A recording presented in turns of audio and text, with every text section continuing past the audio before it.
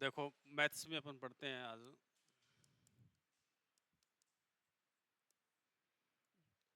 इस संक्रिया जानते हो क्या आप? संक्रिया ऑपरेशंस जो रियल नंबर होते हैं ना, अपने वास्तविक संख्या होती है, उन पे अपने कुछ क्रियाएं करते हैं। वास्तविक संख्याओं पर संक्रियाएं।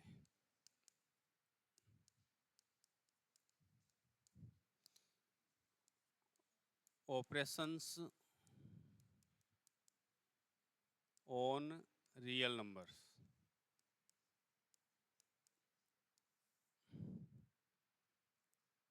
तो इसमें अपन क्या क्या पढ़ेंगे, ठीक है? देखो इसमें एक तो अपन एलसीएम पढ़ेंगे, ठीक है? हाँ, एचसीएफ पढ़ेंगे। क्या कौन बोल रहा है अभी इतने इतनी जोर से है? उसके अलावा गुणा गुणा संक्रिया और भाग संक्रिया।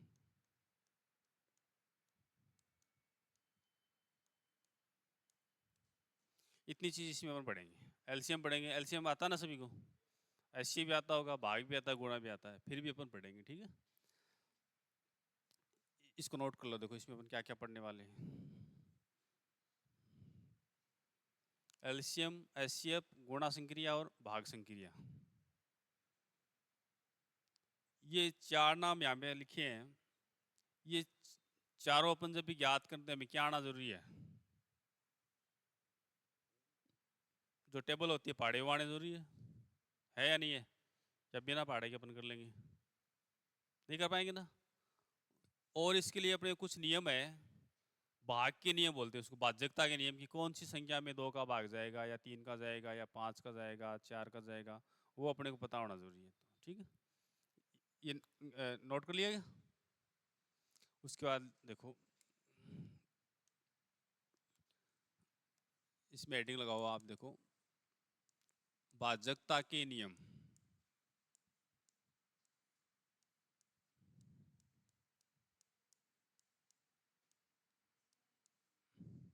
क्या?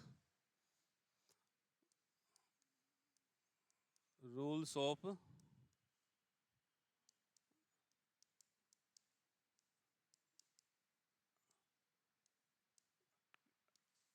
डिवीजन। नंबर कोई भी अपन भाग करते हैं तो उस संख्या में ये पता करना कि इस संख्या में किसका भाग जाएगा, वो अपन पहले पढ़ेंगे, ठीक है? सबसे पहली संख्या कौन सी होती है अपने पास? जीरो। जीरो को नहीं करना अपने को। एक, एक का सभी संख्या भाग जाता है, वही नंबर आता है, ठीक है, वो भी नहीं करना। फिर देखो दो,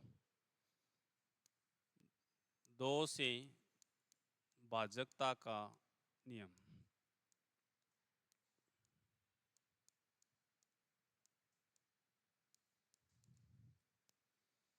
तो आपको पूछा जाए कि दो में सॉरी दो का किन संख्या में भाग जाता है,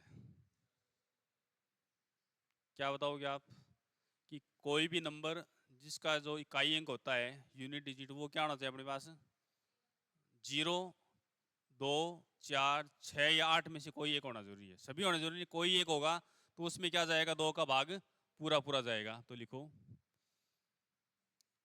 जिन संख्याओं का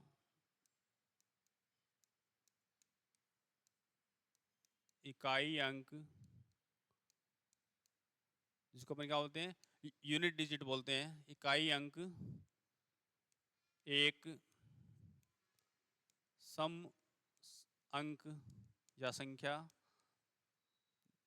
ब्रैकेट में लिखो, जीरो, दो, चार, छ, आठ में से कोई हो, वे सभी संख्याएं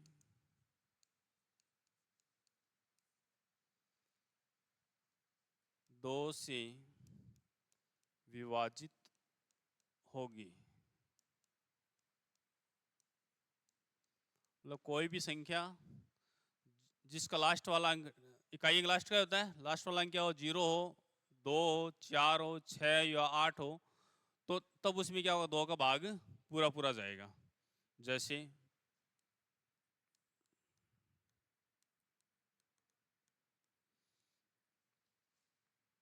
20, 118, 10,544। इस प्रकार से कोई भी नंबर आप लिख सकते हैं जिसके लास्ट में क्या होना चाहिए, या तो 0 होना चाहिए, 2 या 6 या 8 में से कोई एक होना जरूरी है। अब इसके इससे पहले पूरी संख्या विषम हो बोले कोई फर्क नहीं पड़ेगा, जो लास्ट वाली वो क्या होनी चाहिए अपने पास, सम होनी चाहिए। उसमें क्या होगा, 2 का भाग पूरा पूरा जाएगा। तो 2 का अपने को जब भी पता लगाना हो कि इसमें 2 का भाग जाएगा नहीं जाए, अपने क्या करना है, इकाई अंक देखना है। इकाई अंक क्या हो, 0, 2, 4, 6, 8 में से कोई भी एक आए तो उसमें 2 का भाग जाएगा। ठीक है, लिखो इसको।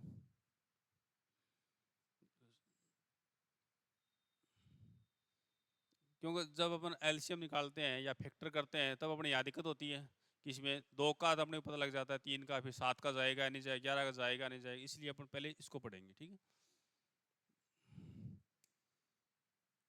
फिर लिखो 2 के बाद में 3, 3 से भाजकता का नियम।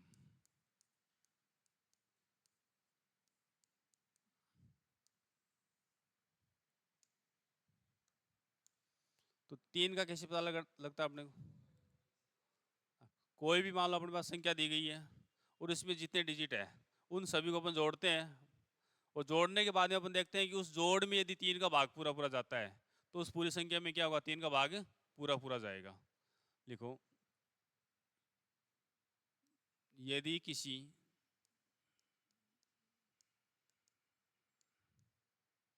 संख्या के सभी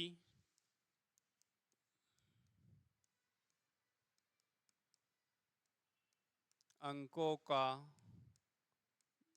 योग, मतलब जितने भी उसमें डिजिट है उन सभी का क्या करना है, अपने को जोड़ करना है। सभी अंकों का योग 3 से विभाजित हो तो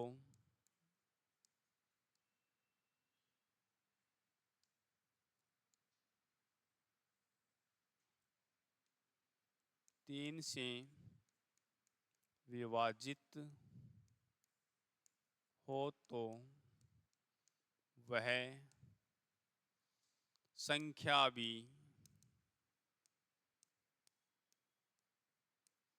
3 से विभाजित होगी।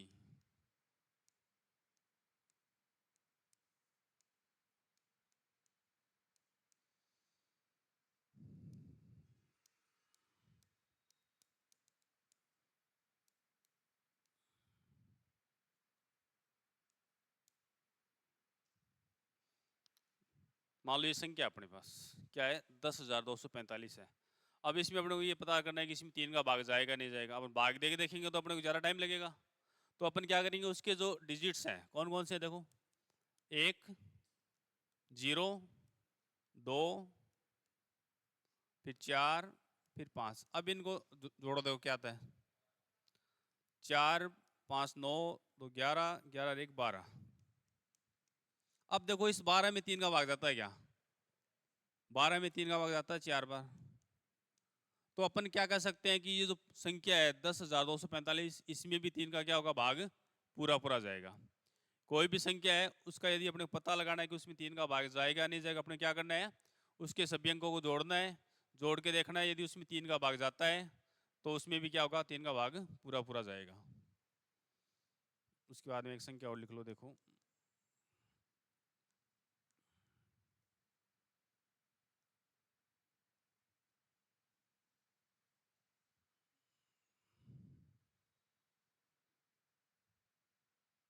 तो इसमें भी जाएगा या नहीं जाएगा।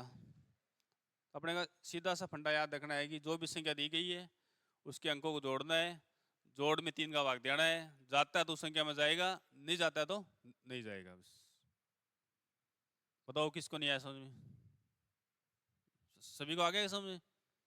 लिखो तो आगे देखो फिर 3 के बाद में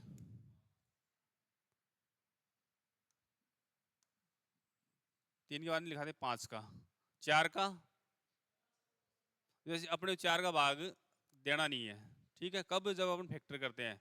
यदि फिर भी अपने मान लो कोई ऐसी कैलकुलेशन आ गई उसमें यदि देना हो तब जाएगा नहीं जाएगा। मान लो किसी का एरिया निकाल रहे हो, लास्ट जो 2 डिजिट होते हैं उनका इकाई और दहाई है, उसमें यदि जाता है, जोड़ नहीं करना है, सेम है वैसे, हाँ उसमें देखना अपनी 4 का जाता है तो उसमें 4 का जाएगा।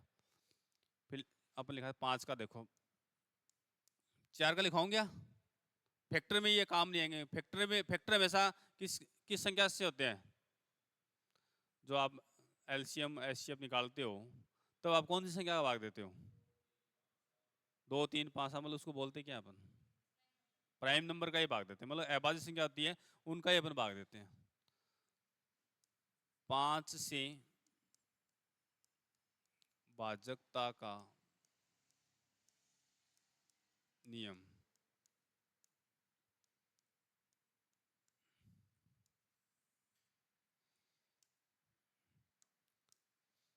पांच का किन संख्याओं में जाता है भाग? हाँ, यदि कोई भी संख्या जिसका इकाई का अंक क्या हो, 0 हो या फिर 5 हो, तो उस संख्या में क्या होगा? 5 का भाग पूरा पूरा जाएगा।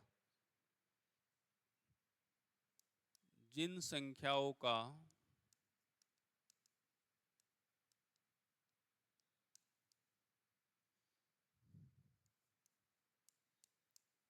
इकाई अंक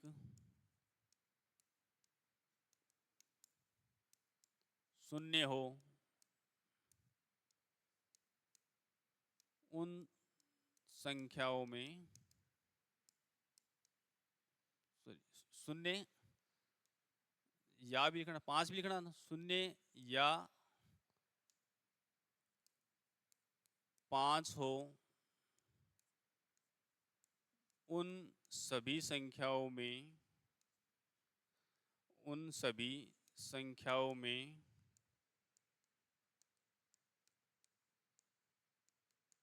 5 का भाग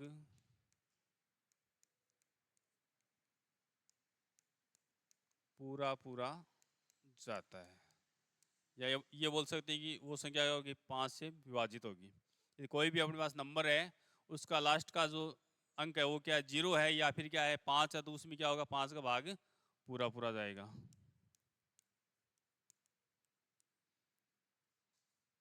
जिस 520 है, अब इसमें लास्ट में 0 आ रहा है, इसका मतलब इसमें क्या होगा? 5 का भाग पूरा पूरा जाएगा।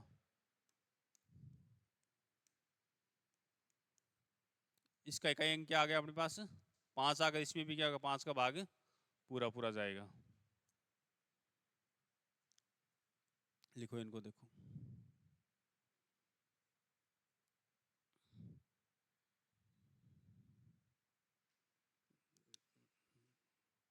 5 के बाद में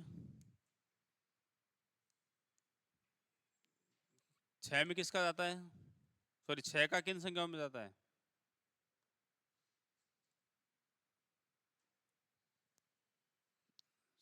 यदि आपको 6 का पता लगाना हो तो क्या करोगे?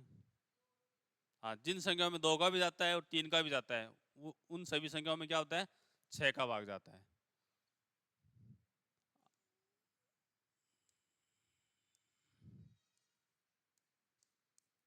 छह का नहीं करेंगे अपन, ठीक है, अपन करेंगे 7 का। अपन किसका करेंगे? जो अभाज्य संख्या आती है उनका ही करेंगे, ठीक है।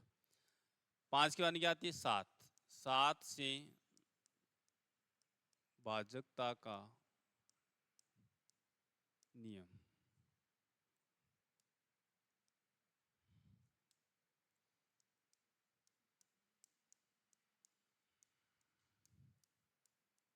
तो 7 का कैसे पता लगता है अपने को? 7 का कैसे पता लगता है अपने को? 7 का और जो 13 होता है ना, दोनों का सेम ही होता है, ठीक है ना।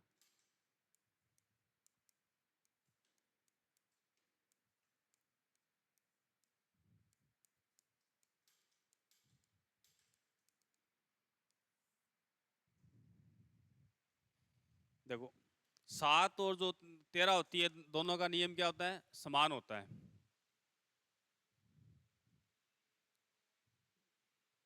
तो क्या नियम होता है, यदि कोई भी संख्या क्या है अपने पास 6 अंकों की है, क्या है 6 अंकों की है और सभी अंक क्या है समान है, जैसे एक एक एक एक एक कितने डिजिट हो गए 6 डिजिट हो गए, सभी क्या है समान है।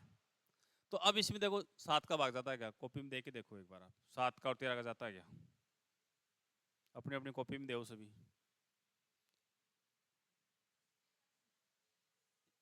इसको डिवाइड करना है 7 से और 13 से अपनी कॉपी में।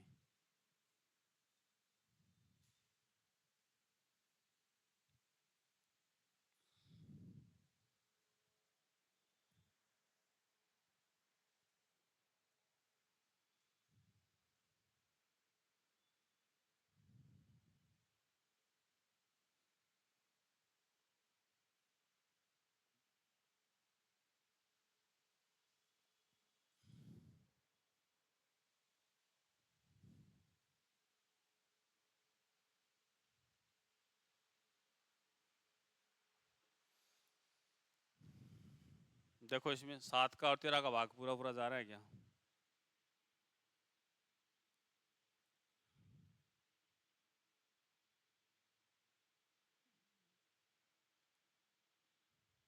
क्या हुआ आप नहीं जा रहा,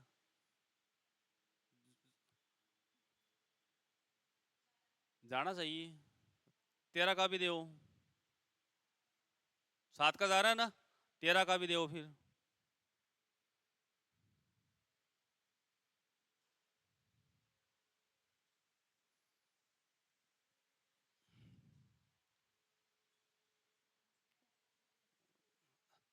आपने सिर्फ 7 का दिया है क्या, 13 का और दो देखो।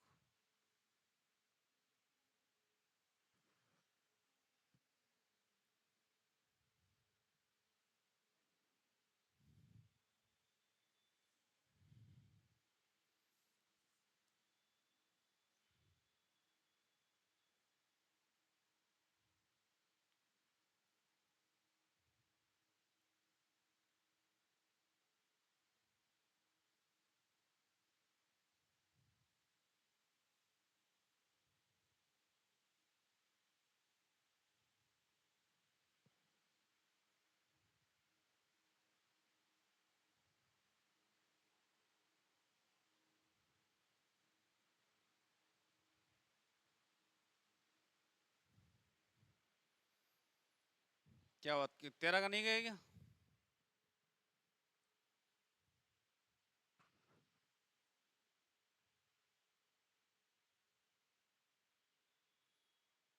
क्या हुआ, किसी का नहीं जा रहा, 13 का जाना चाहिए, 13 का भी जाएगा।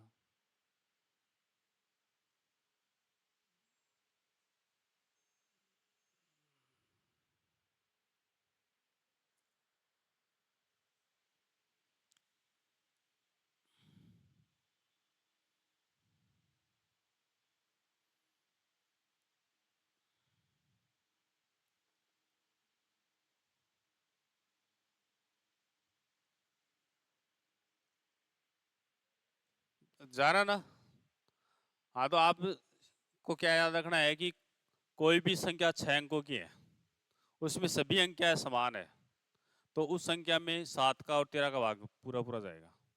कोई भी नंबर है उसमें कितने डिजिट है, 6 डिजिट है और सभी क्या है समान है, तो वो संख्या क्या होगी 7 से भी डिवाइड होगी और 13 से भी डिवाइड होगी। अब उसके बाद चेक करना, आप जैसे 2 2 है, 6 बार लिख लो 2 को, फिर उसको चेक करके देख सकते हो आप। 3 3 को लिख लो 6, उसको चेक कर सकते हो। इस प्रकार से कोई भी नंबर है जो क्या है 6 डिजिट का है और सभी डिजिट क्या है सेम है, तो उस क्या होगी 7 और 13 से क्या होगा डिवाइड होगा वो। और उसके अलावा यदि वो डिजिट 2 भागों में बंटे हुए हैं और दोनों भाग क्या है समान है, जैसे ये पहला भाग हो गया, ये दूसरा भाग हो गया, 2 भाग हो गए ना, अब दोनों के डिजिट देखो सेम है ना, तो ये संख्या भी क्या होगी 13 से भी डिवाइड होगी और 7 से भी डिवाइड होगी। आई बात समझ, तो लिखो आप देखो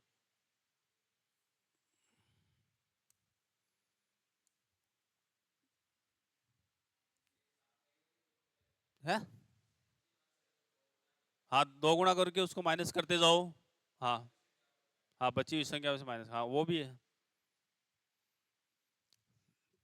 6 अंकों की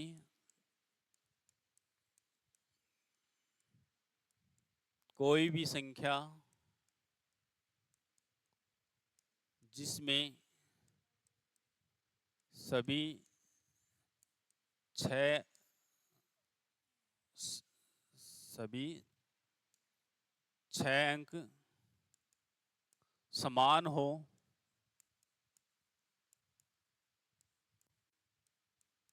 या फिर 2 भागों में 3-3 अंक समान हो।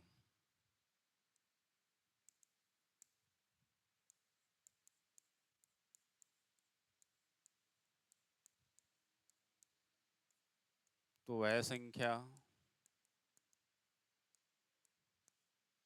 7 तथा 13 से विभाजित होगी।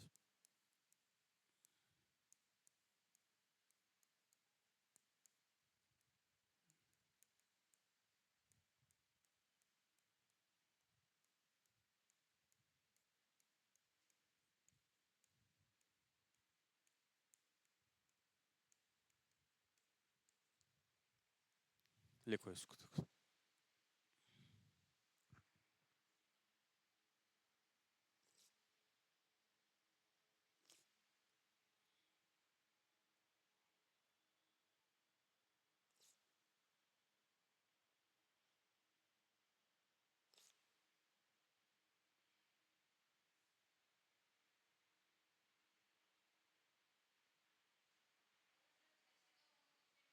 हाँ, फिर जा भी सकता नहीं भी जा सकता, दोनों है।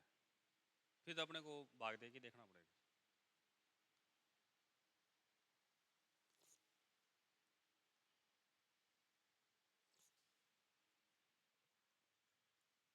सभी ने नोट कर लिया क्या? अब देखो, ये बात आगे समझ में कि 6 अंकों की संख्या होनी चाहिए, सभी अंक समान होने चाहिए, या यदि वो 2 भागों में बंटे हुए हैं तो दोनों भागों में 3-3 अंक वो क्या होने चाहिए, सेम होने चाहिए।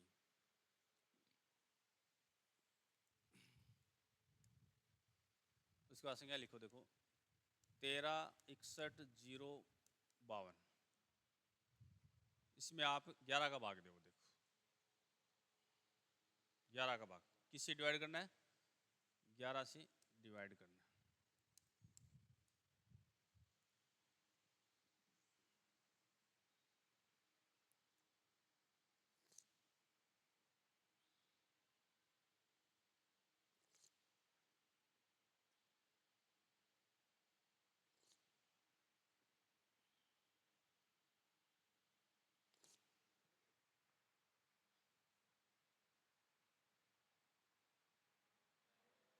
है, जा रहा ना?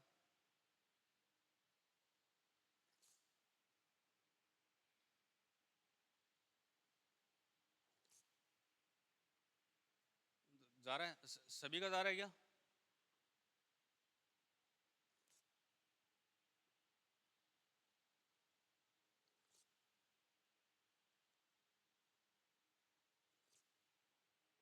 ये तो अपन भाग दे के देख रहे हैं। यदि अपने को सीधा पता लगाना हो तब क्या कर?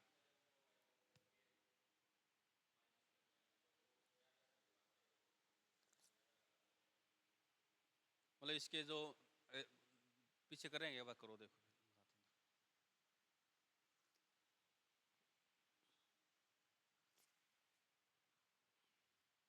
तो 11 का अपन कैसे चेक करेंगे? अब आपको इसमें आपने भाग दिया, इसमें भाग पूरा पूरा जा रहा है, सभी का जा रहा है ना? तो इसका क्या नियम होगा? यदि अपन इसको यहाँ से देखो, जैसे 1, 6, 0 और 2, इनको जोड़ो। देखो 1, 6, 0 और 2, और बाकी बच गए उनको जोड़ो। 3 + 1 + 5, इनको जोड़ो, क्या आता है देखो? 1 और 6 7 और 2 9, 3 1 4 4 5 9। अब इनको माइनस करो, 9 में से 9 माइनस की क्या बच गए?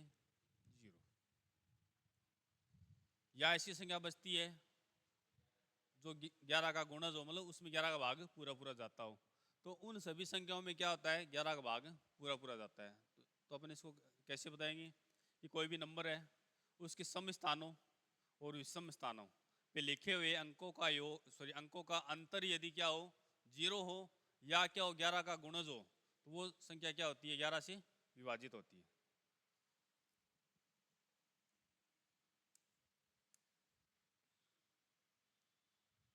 कितने नंबर है वो आगे संख्या? कितने नंबर लगाए थे अपन लास्ट में?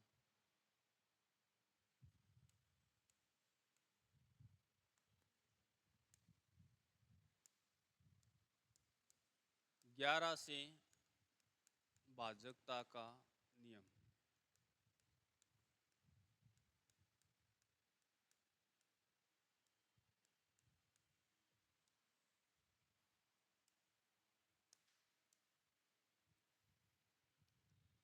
यदि किसी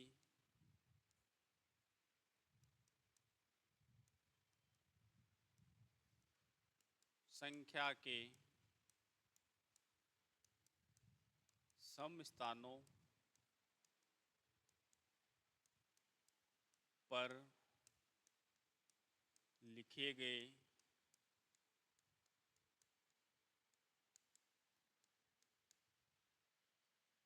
अंकों के योग और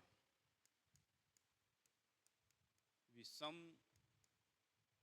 स्थानों पर लिखे गए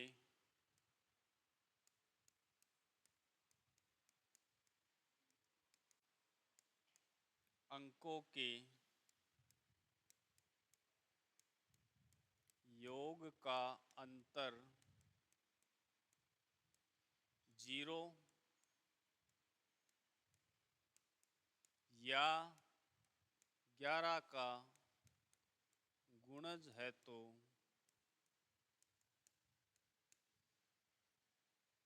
वह संख्या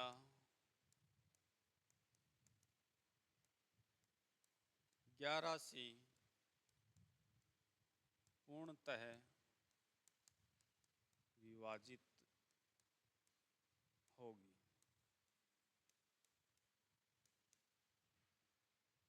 लिखो इसको। सम स्थान और विषम स्थान का मतलब क्या है? 1, 3, 5, 7 पर जो नंबर लिखे गए हैं उनको जोड़ना है, न कि उनमें जो सम वाले जो डिजिट है उनको जोड़ना है। ये नहीं जैसे 1, 3, 5 कहीं लिखा उनको नहीं जोड़ना है। 1 नंबर पे, 3 नंबर पे, 5 नंबर पे, 7 नंबर पे जो संख्या लिखी गई है, जो डिजिट है, उनको जोड़ना है अपने को। तो इसके पीछे जो संख्या लिखी थी इसके नीचे वो लिख सकते हो आप।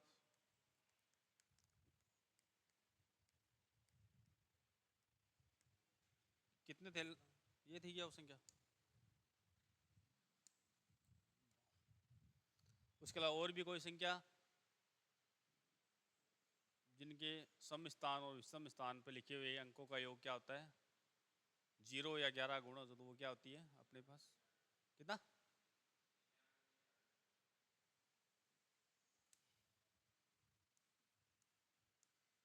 ये क्या?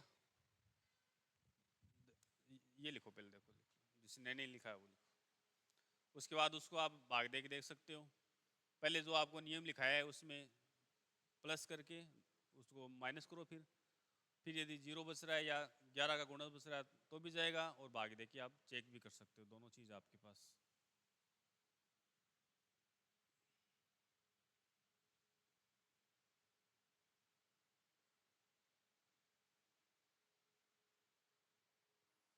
ये लिख लिया, उसके बाद इसको आप चेक करके इस जो आपको लिखाया है नियम उससे और फिर भाग देंगे, दोनों से ट्राई करो एक बार, देखो होता है क्या।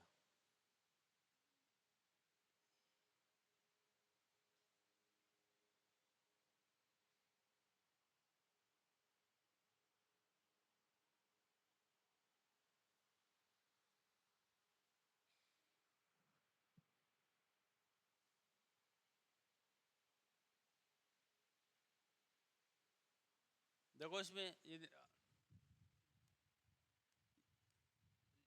ये कौन से नंबर, कौन से स्थान हो गए है? विषम हो गए ना, ये 1 है ये 3 है, एक इन दोनों को अपन जोड़ते हैं तो क्या हो गया अपने पास 18, ये 2 बच गए अपने पास, इन दोनों को जोड़ते हैं तब भी क्या आता है अपने पास 18, तो इन दोनों को माइनस करते हैं अपने पास 0 बचता है, 0 बचता है तो इसमें क्या होगा 11 का भाग जाएगा। अब देखो अपने को नियम इतने ही करने हैं क्योंकि फिर तो देखो पूरी संख्या का अपन करेंगे तो फिर इतना याद भी नहीं हो पाएगा, ठीक है। अब अपन इसमें देख तो अपन करते हैं भाग संक्रिया। देखो पहले तो ये बताओ, यहाँ तक जो अपन ने पढ़ा है ना, इसमें कोई डाउट है क्या किसी को? बताओ पहले तो। 2 का नियम आ गया समझ में कि जिन संख्या का इकाई अंक क्या होता है 0, 2, 4, 6, 8 होता है, वो उसमें क्या होता है 2 का भाग पूरा पूरा जाता है। फिर 3 का, कोई भी संख्या है उसके सभी अंकों का योग यदि 3 से विभाजित है तो वो संख्या क्या होगी 3 से विभाजित होगी। 5, कोई भी संख्या है जिसका इकाई का अंक 0 या 5 हो तो वो क्या कहलाती है अपने पास 5 से विभाजित होने वाली संख्या कहलाती है। 7 और 13, कोई भी संख्या यदि 6 अंकों की है या क्या है 6 अंकों की संख्या है, उसमें सभी अंक समान है या फिर वो अंक 2 भागों में बंटे हुए हैं, तब भी क्या उसमें 7 और 13 का भाग जाता है। और 11 का, सम स्थान पे लिखे हुए अंकों का योग और विषम स्थान पे लिखे हुए अंकों का योग यदि योग नहीं माइनस अंतर करते हैं तब क्या होता है 0 आता है, या 11 का गुणा जाता है तो वो संख्या क्या होती है 11 से विभाजित होती है। 10 का पता ही आपको लिखाने की जरूरत है नहीं मेरे ख्याल से, क्यों? जिस संख्या का इकाई अंक 0 होता है उसमें क्या होता है 10 का भाग पूरा पूरा जाता है। उसके बाद लिखो, देखो अब आगे भाग संक्रिया।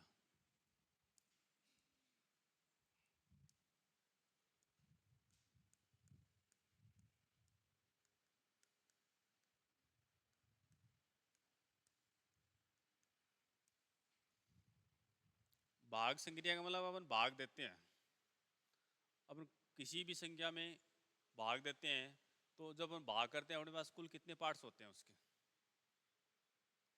जैसे एक संख्या में अपन जैसे 5 में अपन 2 का भाग दिया, 5 में क्या किया अपने पास इस 2 का भाग दिया, कितने पार्ट हो गई? अभी कितनी संख्या अपने पास 2 संख्या है, ये भाग कंप्लीट हो जाएगा तब अपने पास कितने पार्ट हो जाएंगे 4 पार्ट हो जाएंगे। कितनी बार गए यहाँ पर 2 बार गया, यहाँ 4 आ गया, यहाँ 1 बच गया। अब देखो 1, 2, 3, 4 कितने पार्ट हो गए? भले एक संख्या में अपन दूसरी संख्या का भाग देते हैं तो अपने पास कुल कितने भाग होते हैं उस क्रिया के 4 भाग होते हैं। तो अपने को क्या होना चाहिए इन चारों भागों का अपने को नाम पता होना चाहिए। यहाँ एक संख्या लिखी जाती है उसको अपन क्या बोलते हैं, जैसे यहाँ 5 लिखी है अपन ने, इस 5 को अपन क्या बोलेंगे?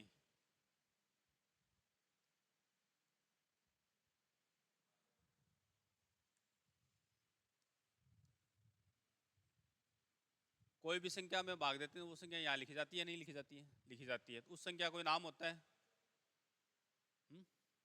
उसको क्या बोलते हैं अपन? भाजक। कौन सा होता है? भाजक होता है जिसका भाग दिया जाता है, मतलब भाजक बताया ना आपने, भाजक। कैमिस क्या होता है? करने वाला, मतलब भाग करने वाला वो भाजक कहलाएगा। सीधा से याद रखो, कैमिस करने वाला मतलब भाज या भाग करने वाला क्या हो गया भाजक हो गया। इसका मतलब ये तो कहाँ आएगा अपने पास, यहाँ आएगा। यहाँ उसको क्या बोलेंगे? उसको बोलेंगे भाज्य, मतलब जो भाजित होगी या विभाज्य होगी वो भाज्य कहलाएगी, ठीक है। जितनी बार भाग जाएगा वो भागफल कहलाएगा। और यहाँ नीचे कोई नंबर बचेगा अपने पास, वो 0 हो सकता है और 0 से ज़्यादा भी हो सकता है, वो क्या कहलाएगा अपने पास? शेषफल कहलाएगा। इतनी चीज़ें सभी को समझ में आनी चाहिए। बताओ पहले तो कोई भी अपन भाग संक्रिया करते हैं तो उस संक्रिया के कुल 4 भाग होते हैं। कौन कौन से? भाज्य, भाजक, भागफल और शेषफल।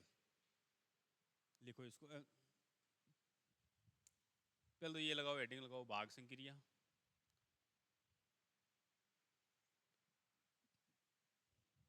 ये लगा ली। उसके बाद ये डायग्राम बना लो आप, ठीक है ना। पहला भाग भाजक हो गया, दूसरा भाज्य हो गया, तीसरा भागफल हो गया,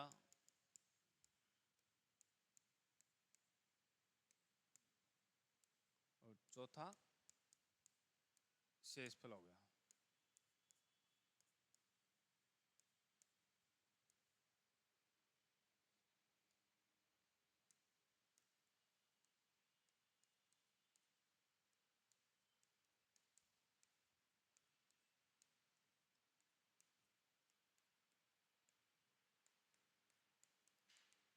भाग संक्रिया के चार भाग। तो चार भाग आपको समझ में आ गए। भाजक, भाज्य, भागफल, शेषफल। तो भाजक कौन सा होता है? जिसका भाग दिया जाता है। भाज्य जिसमें भाग दिया जाता है। भागफल जितनी बार भाग जाता है। शेषफल नीचे कोई संख्या बचती है, वो क्या होती है अपने पास? शेषफल होती है। इतनी चीजें अपने को समझ में आनी चाहिए पहले। आगे सभी को। उसके बाद लिखो भाज्य, भाजक, भागफल तथा शेषफल में संबंध। ये जो चार अपने पास भाग हैं, इन चारों भागों में एक संबंध होता है, ठीक है। वो संबंध क्या होता है, किसको पता है? भाज्य, भाजक, भागफल और शेषफल में एक संबंध होता है, जो अपन कहाँ कहाँ में लेते हैं?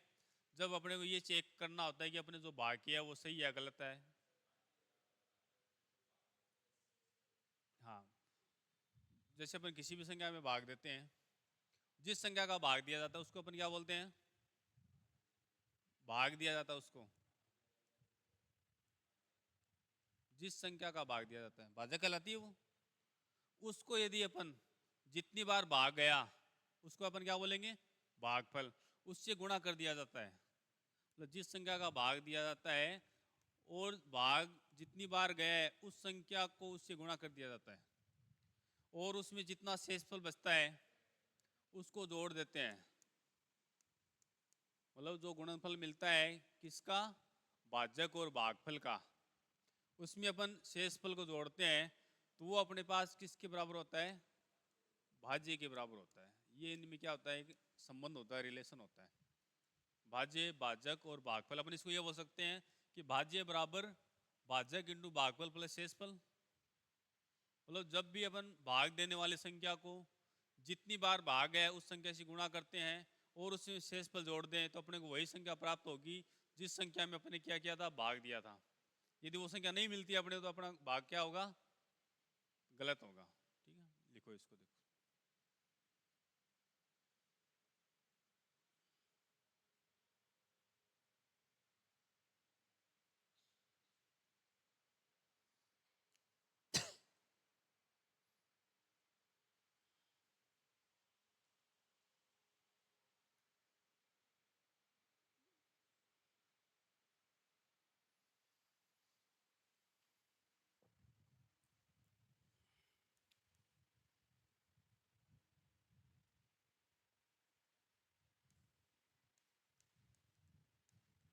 शेषफल होता है अपने पास। शेषफल का न्यूनतम मान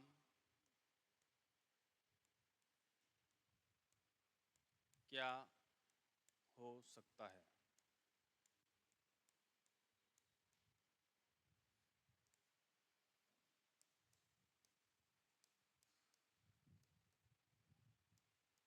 शेषफल का अधिकतम मान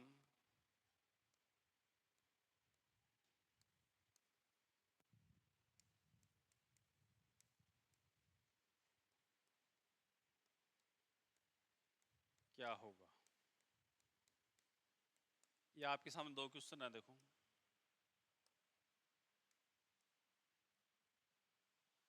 कि जो शेषफल होता है उसका न्यूनतम मान क्या हो सकता है और अधिकतम मान क्या हो सकता है।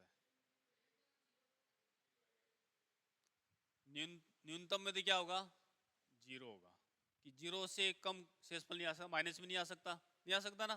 तो शेषफल का न्यूनतम मान तो क्या हो गया, जीरो हो गया। अब तो अधिकतम मान क्या होगा, भाजक से एक कम होगा। मतलब जिस संख्या का भाग दिया जाता है उसको हम भाजक बोलते हैं।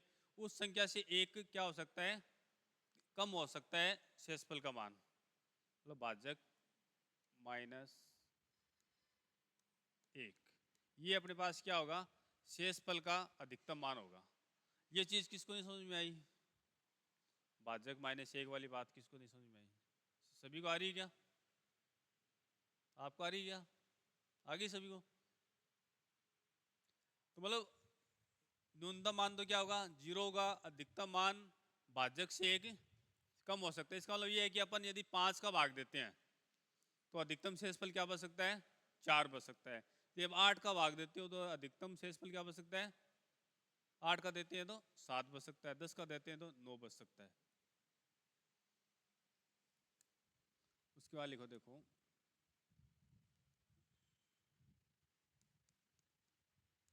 किसी भी संख्या में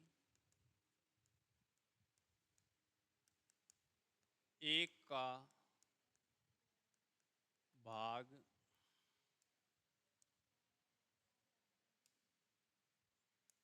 एक का भाग देने पर भागफल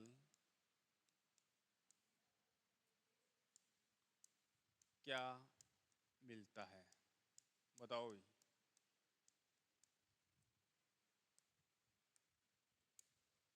बताओ, किसी भी संख्या में एक का भाग देने में भागफल क्या मिलता है, किसके बराबर मिलेगी वो, भाजक के बराबर। भाजक क्या है,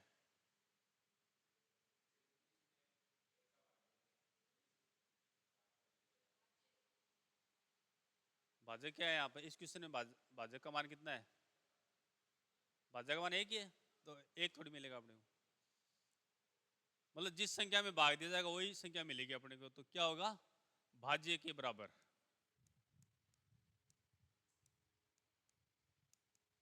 भाज्य के बराबर बोल सकते हैं, या वही संख्या मिलेगी जिसमें भाग दिया जाए। ये बात आगे समझ में सभी को। उसके बाद लिखो, देखो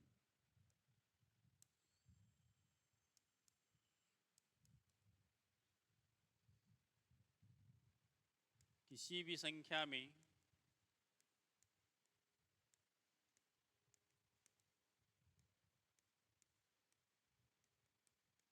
उसी संख्या का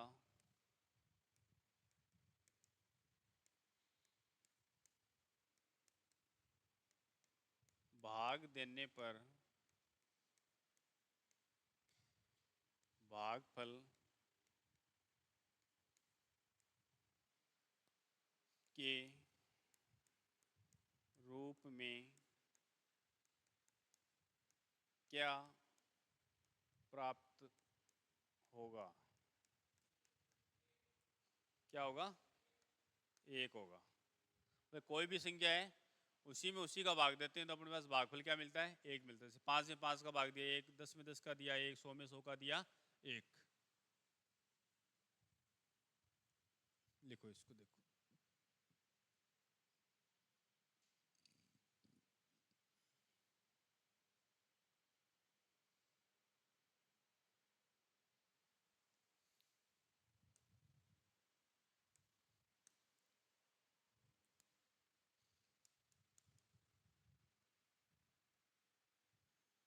जीरो या शून्य में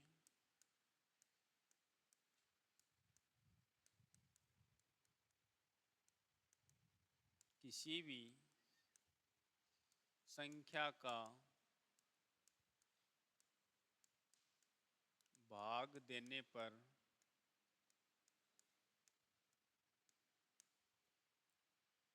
भागफल क्या प्राप्त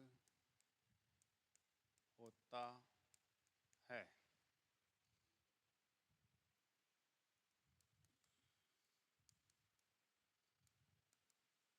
किसी भी संख्या में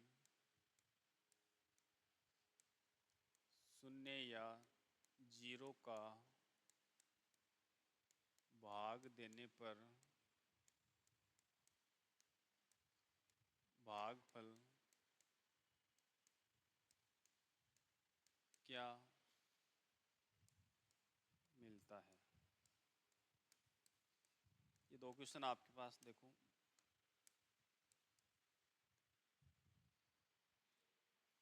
कौन से का? नीचे वाले का ऊपर वाले का?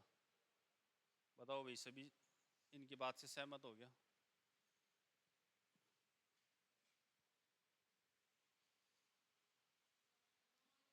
दोनों में जीरो आएगा। सभी का जीरो आएगा क्या? सभी का जीरो आएगा। दोनों में जीरो कैसे आएगा? दोनों में जीरो कैसे आएगा? इसका मतलब तो आप ये बोल रहे हो, यदि आप 4 में 2 का भाग देते हो तो क्या आता है? 2। यदि 2 में 4 का भाग देते हो तब भी 2। आपका मतलब तो ये हुआ। ये क्वेश्चन देखो, दोनों क्या है? यहाँ अपन जीरो में भाग दे रहे हैं, यहाँ अपन जीरो का भाग दे रहे हैं। मतलब ये वहाँ देखो, पहले अपन 4 में 2 का भाग दिया, फिर 2 में 4 का दिया। मतलब पहले जो संख्या ऊपर थी वो नीचे आ गई, नीचे वाली ऊपर हो गई। और आप दोनों कंडीशन में क्या बता रहे हो? जीरो बता रहे हो। इसका लो फिर यहाँ 2 आ रहा तो यहाँ भी 2 ही आना चाहिए आपके हिसाब से।